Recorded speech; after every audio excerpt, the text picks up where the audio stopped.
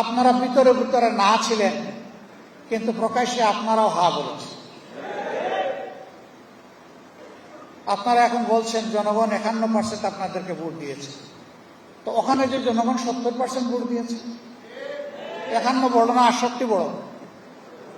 আপনি 68 ভাগ জনগণের মতামতকে উপেক্ষা করছেন আর 51 ভাগের কথা বলছেন।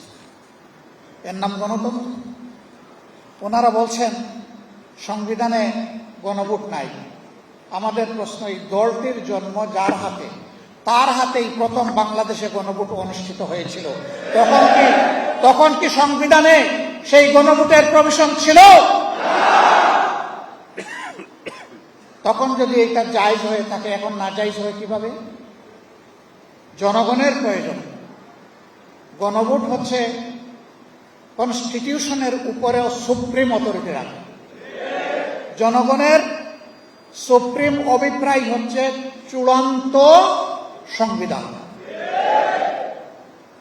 সম্মানিত বন্ধুগণ, তারপরে এরশাদ সাহেব একটা করেছেন, ওইটা নিয়ে কথা বলতে চাই। এরপরে করেছেন বেগম খালেদা জিয়া। তো সেই 3টা গণভোট বাংলাদেশে তার ফল বাস্তবায়িত হয়েছে। 4র্থ গণভোট, যেখানে এসে বিভিন্ন দল ছিল, মত ছিল, সবাই মিলে একমত। শুধু তাই না, সবার আগে বিএনপির প্রতিনিধি বলেছেন সংস্কারের প্রস্তাবগুলো আইনগতভাবে বাস্তবায়ন করতে হলে গণভোটের প্রস্তাব দিচ্ছে। প্রস্তাব দিলেন গণভোটের। আমরা ইলেকশনের দিন পর্যন্ত সবাই এক ছিলাম।